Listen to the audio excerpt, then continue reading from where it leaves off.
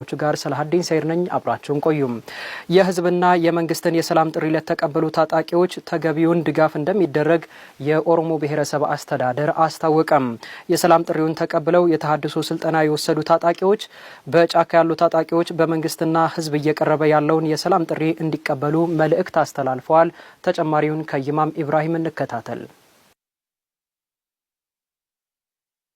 በአማራ ክልል ኦሮሞ ብሔረሰብ አስተዳደር የመንግስትና የህዝብን የሰላም ጥሪ ለተቀበሉ ታጣቂዎች ብሔረሰብ አስተዳደሩ የተሐድሶ ስልጠና ሰጥቷል። በተሐድሶ ስልጠናው የተሳተፉ የሰላም ጥሪውን የተቀበሉ ታጣቂዎች የህዝቡን ሰላም ለማረጋገጥ ሲባል በመንግስት በሃይማኖት አባቶችና በሀገር ሽማግሌዎች የቀረበላቸውን ጥሪ መቀበላቸውን ገልጸው ሌሎች ታጥቀው የሚንቀሳቀሱ አካላትም ወደ ሰላም ሊመጡ ይገባል ብለዋል። ቀብሶ ካራ ነጋ ወኪንሞ ኡመቲከኛ ነጋ እኛ ሰላማዊ ትግልን መርጠናል። ህዝባችንም ሰላም ተርቦ ነበር። ህዝባችን ችግር ላይ ነበር።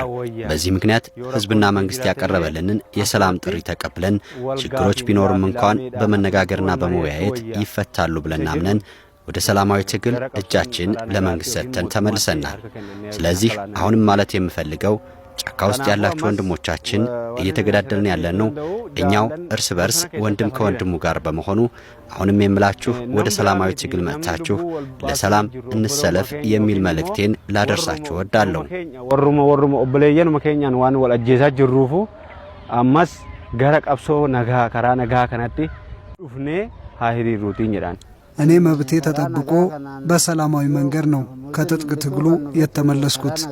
እዛ በትጥቅ ትግሉ አብረን እንደነበርነው ሁሉ አሁንም ሰላማዊ ትግሉን መርጠን በአንድነት ችግሮቻችንን በሰላማዊና በውይይት መፍታት የተሻለ አማራጭ ነው።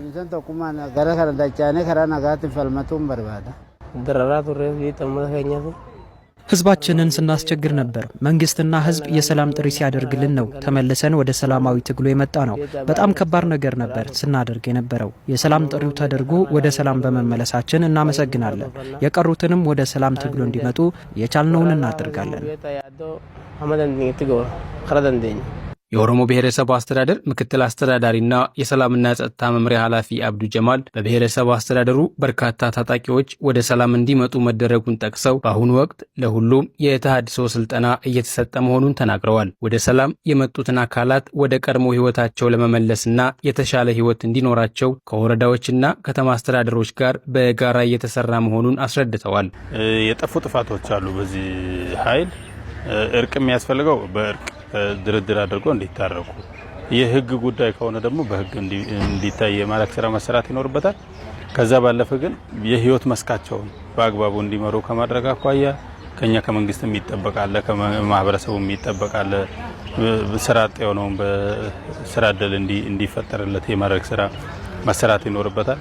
እነሱ ደግሞ በተመሳሳይ ከነሱ የተቆርጠው የቀሩ ጓደኞቻቸውን ጥሪ ከማድረግ አኳያ እኛ እዚህ የምናደርግላቸው እንክብካቤ የምናደርግላቸው ህይወታቸውን እንዲያሻሽሉ የምናደርግላቸው ነገሮች ሁሉ የራሱ የሆነ ድርሻ ስለሚኖረው ከከተማ አመራሮች ጋር ከወረዳ አመራሮች ጋር እየተነጋገርን አደረጃጀት እንዲሰራላቸውና በስልጠና መልክ የስራ እድል ፈጠራ በምን መስክ ነው የምናሰማራው የሚለውን የሀብት ልየታ ስራዎች እንዲሰሩ አቅጣጫ የተሰጠበት ሁኔታ ነው ያለው። የሰላም ጥሪው እንዲሳካ የሰላም ካውንስሉና የህዝቡ ሚና ከፍተኛ መሆኑን በመግለጽ በቀጣይም ሌሎች ታጥቀው የሚንቀሳቀሱ አካላት ወደ ሰላም እንዲመጡ ጥሪው ተጠናክሮ ይቀጥላል ነው ያሉት ምክትል አስተዳዳሪው። እውነት ለመናገር የሀገር ሽማግሌዎች፣ የዞናችን አባገዳዎች፣ የሰላም ካውንስሉ በየደረጃው ረከቦቶች አሉ። እነሱ የሚያደርጉት ጥሪ ቀላል የሚባል አይደለም። 15 ቀን 10 ቀን ፀሐይ ላይ ጥላ ስር ቁጭ ብለው የሚለምኑበት የሚጠይቁበት ሁኔታ ነው ያለው። ይሄ የሰላም ጥሪው ምን ያክል ማህበረሰቡ ዘንድ ተቀባይነት እንዳገኘ የሚያመላክት ነው። ህዝብ የሰለቸ ህዝብ ነው ያለው። ሰላም በጣም የሚፈልግ ህዝብ ነውና ያለው የነሱ ድርሻ በጣም ትልቅ ነው። በጠበንጃ የሚመጣ ለውጥ የለም። በጠበንጃ ግድያ ሞት ካልሆነ በስተቀር የሚገኝ ትርፍ የለምና እጃቸውን በሰላም ስጡ፣ ወደ ማህበረሰባቸው ተቀላቀሉ ነው የምንለው። በብሔረሰብ አስተዳደሩ የተገኘውን አንጻራዊ ሰላም ለማጽናት መንግስትና ህዝብ በቅንጅት እየሰሩ መሆኑን ተገልጿል። ባለፉት ዓመታት በተሰሩ የተፈጥሮ ሀብት ጥበቃ ስራዎች ተጠቃሚ መሆናቸውን በኦሮሞ ብሔረሰብ አስተዳደር የአርጡማ ፉርሲ ወረዳ አርሶ አደሮች ተናገሩ። የሚሰሩ የተፈጥሮ ሀብት ጥበቃ ስራዎች የአርሶ አደሮችን ሕይወት እንዲያሻሽሉ ትኩረት እንደሚደረግ ብሔረሰብ አስተዳደሩ አስታውቋል። ኢማም ኢብራሂም በአማራ ክልል ኦሮሞ ብሔረሰብ አስተዳደር የተቀናጀ የተፈጥሮ ሀብት ጥበቃ ስራ ማስጀመሪያ መርሃ ግብር በብሔረሰብ አስተዳደር ደረጃ በአርጡማ ፉርሲ ወረዳ ወገሬ ደበሶ ቀበሌ ተካሂዷል። በማስጀመሪያ መርሃ ግብሩ የክልል የብሔረሰብ አስተዳደሩና የወረዳ የስራ ኃላፊዎችን ጨምሮ የአካባቢው አርሶ አደሮችና ባለድርሻ አካላት ተሳትፈዋል። የአርጡማ ፉርሲ ወረዳ አርሶ አደሮች በአካባቢያቸው ከዚህ ቀደም በተከናወነ የተፈጥሮ ሀብት ጥበቃና